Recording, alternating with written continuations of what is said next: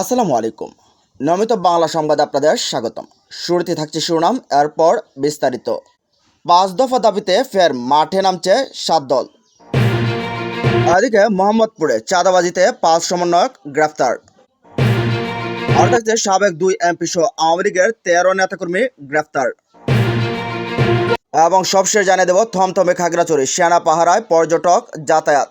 এতক্ষণ শুনছেন সংবাদ শিরোনাম, এবার জানুন পুরো বিস্তারিত। 5 দফা দাবিতে ফের মাঠে নামছে 7 দল। জুলাই সনদের ভিত্তিতে নির্বাচন এবং ভোটে পিআর পদ্ধতি চালু সহ 5 দফা দাবিতে নতুন কর্মসূচি নিয়ে ফের মাঠে নামছে জামায়াত ও ইসলামী আন্দোলন সহ সমমনা 7 দল। আজ মঙ্গলবার দুপুরের 1 ঘন্টার ব্যবধানে পৃথক সংবাদ সম্মেলনের মাধ্যমে নতুন কর্মসূচির ঘোষণা করা হবে। গতকাল জামায়াত ও ইসলামী আন্দোলনের পক্ষ থেকে এ তথ্য জানানো হয়। এর আগে অভিন্ন দাবিতে 18 সেপ্টেম্বর ঢাকায়, 19 সেপ্টেম্বর বিভাগীয় শহরে এবং 26 সেপ্টেম্বর সারা দেশে জেলা উপজেলায় বিক্ষোভ সমাবেশ কর্মসূচি পালন করছে এসব দল। নতুন কর্মসূচি সম্পর্কে জামায়াতের সহকারী secretary general doctor SM. Hamidur Rahman Azad বলেন, হিন্দু সম্প্রদায়ের চলমান দুর্গোৎসবের কারণে আপাতত রাজপথে তেমন কোনো কর্মসূচি ঘোষণা করা হবে না। কেবল জনমত গঠনে গোলটেবিল বৈঠক, আলোচনা সভা, সেমিনারের মতো ইনডোর কর্মসূচি দেওয়া হবে। দুর্গোৎসবের পর শক্ত কর্মসূচি দেওয়ার পরিকল্পনা আছে বলে জানান জামায়াতের এই নেতা। ইসলামী আন্দোলনের সহকারী মহাসচিব মাওলানা আহমদ আব্দুল কাইয়ুম বলেন, মঙ্গলবার দুপুরে সংবাদ সম্মেলনের মাধ্যমে আমাদের দলীয় কর্মসূচি ঘোষণা করবেন শীর্ষ নেতারা। তিনি বলেন, ইতিমধ্যে জুলাই সনদের আইনি ভিত্তি পিআর পদ্ধতি নির্বাচনের দাবিতে সোচ্চার সকল রাজনৈতিক দল আমাদের এই কর্মসূচির সঙ্গে একাত্মতা প্রকাশ করছেন। এরপরও সরকার দাবি পূরণে ব্যর্থ হলে কঠোর কর্মসূচি দেওয়া হবে। জানা গেছে, জুলাই সনদের বাস্তবায়ন, পিআর পদ্ধতি নির্বাচন, প্রয়োজনীয় সংস্কারের দাবিতে অনেক দিন থেকে সোচ্চার রয়েছে এসব দল। তবে সম্প্রতি গণ অধিকার পরিষদের সভাপতি নুরুল হক নূরের ঘটনার পর যোগ হয়েছে জাতীয় পার্টি ও 14 দলের কার্যক্রম নিষিদ্ধ। এ পর্যায়ে জাতীয় ঐক্যমত্য কমিশনের ধারাবাহিক সংলাপে আবশ্যক ফল না পাওয়ার পর জামায়াত ও ইসলামী আন্দোলন সহ সমমনা দলগুলো কয়েক দফা বৈঠকে যুগপৎ কর্মসূচি শুরুর বিষয়ে একমত হয়েছে।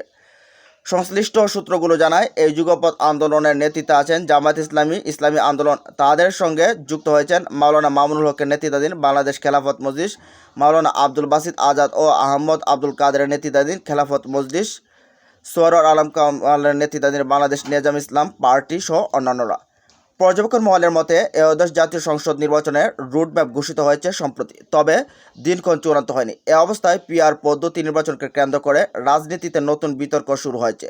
দেশের প্রধান রাজনৈতিক দল বিএনপি পিআর পদ্ধতির কঠোর বিরোধিতা করে এলেও জামায়াত ইসলামী, ইসলামী আন্দোলন, খেলাফত মজলিস সহ সমমনা কয়েকটি দল এই পদ্ধতির পক্ষে দৃঢ় অবস্থান নিয়েছে। ফলে পিআর পদ্ধতির পক্ষ বিপক্ষের বক্তব্য রাজনীতিতে উত্তাপ ছড়াচ্ছে।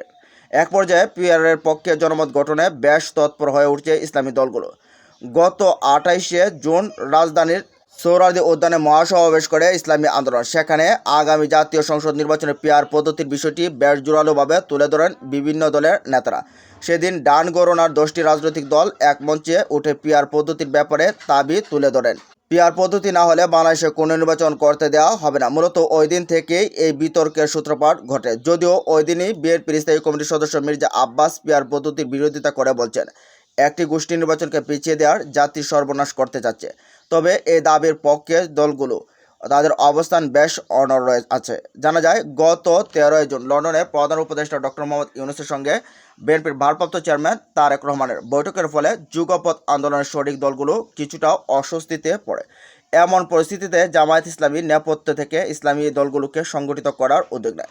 এরই অংশ হিসেবে নিজেদের মধ্যে আলোচনা করে অবশেষে 28 জুন ইসলামী আন্দোলনের মহাসমাবেশে এক মঞ্চে ওঠেন তারা।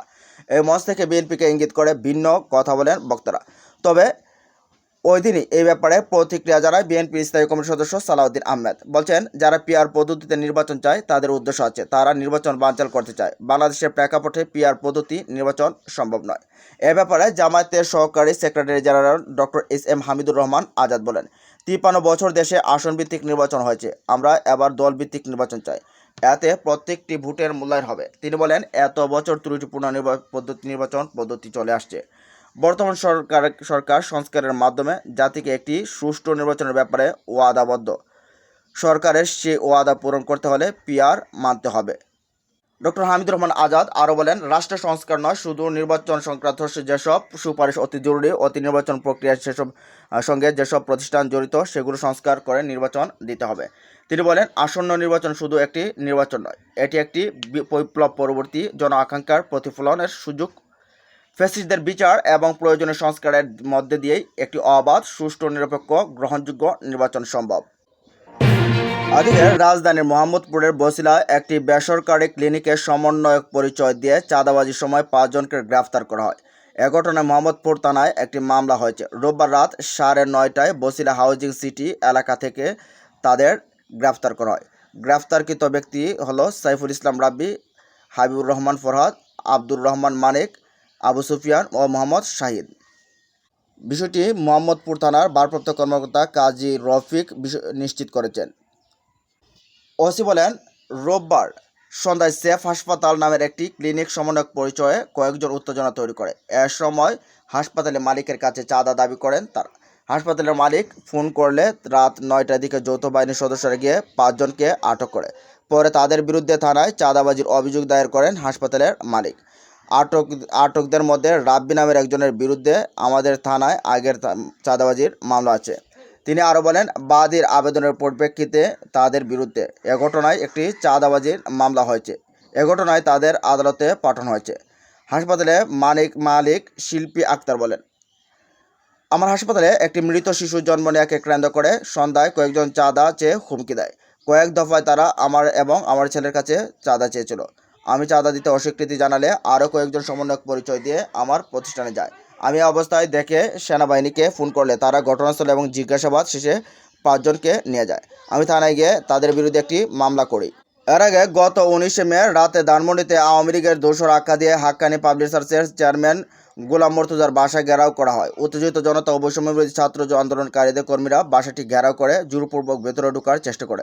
খবর পেয়ে ঘটনাস্থলে হাজির হয় পুলিশ। এ সময় গোলাম মোস্তফাকে গ্রেফতারের চাপ ও পুলিশের সঙ্গে বাকবিতণ্ডায় জড়িয়ে পড়েন উপস্থিত কয়েকজন। এ ঘটনায় তখন বৈষম্যবিরোধী ছাত্র আন্দোলন মোহাম্মদপুর থানার তৎকালীন সমন্বয়ক সাইফুল ইসলাম রাব্বি সহ কয়েকজনকে হেফাজতে নেয় ধানমন্ডি থানা পুলিশ। পরদিন মুচলেখা দিয়ে সাইফুল ইসলাম রাব্বি সহ অন্যদের ছাড়িয়ে আনা হয়। ইতিপূর্বে চাঁদাবাজি সহ বিভিন্ন অভিযোগের ভিত্তিতে বৈষম্যবিরোধী ছাত্র আন্দোলনের কমিটি থেকে রাব্বিকে বহিষ্কার করা হয়। এদিকে সাবেক 2 এমপি সহ আওয়ামী লীগের 13 নেতাকর্মী গ্রেফতার। সাবেক 2 সংসদ সদস্য সহ কার্যক্রম নিষিদ্ধ আওয়ামী লীগের 13 নেতাকর্মীকে গ্রেফতার করা হয়েছে। রাজধানীর বিভিন্ন স্থানে অভিযান পরিচালনা করে গত 24 ঘন্টায় তাদের গ্রেফতার করে ঢাকা মহানগর গোয়েন্দা পুলিশ। বিষয়টি নিশ্চিত করেছেন ডিএমপির মিডিয়া অ্যান্ড পাবলিক রিলেশনস বিভাগের উপকমিশনার ডিসি মোহাম্মদ তালেবুর রহমান। গ্রেফতারকৃতরা হলেন ব্রাহ্মণবাড়িয়া 5 আসনের সাবেক এমপি ও নবীনগর উপজেলা আওয়ামী লীগ সভাপতি ফয়জুর রহমান বাদল, নারী সংরক্ষিত আসনের সাবেক এমপি ও নরসিংদী জেলা আওয়ামী লীগের মহিলা বিষয়ক সম্পাদক তামান্না নুসরাত বুবলি, শেখ হাসিনা তৃণমূল সংগ্রামী লীগের সভাপতি ও সাবেক তিতুমির কলেজ ছাত্রলীগ সদস্য মোহাম্মদ মনিরুজ্জামান, সাবেক শ্রমিক লীগের 22 নং ওয়ার্ডের রামপুর আইন বিষয়ক সম্পাদক ও শেখ হাসিনা তৃণমূল সংগ্রামী লীগের সদস্য মোহাম্মদ আব্দুর রহমান শাকিল, বাংলাদেশ শ্রমিক ফেডারেশনের সম্পাদক ও শেখ হাসিনা তৃণমূল সংগ্রামী সদস্য আলম মাতবর, শেখ হাসিনা তৃণমূল সংগ্রামী লীগ সদস্য মোহাম্মদ সাইফুল ইসলাম এবং অন্যান্য জন।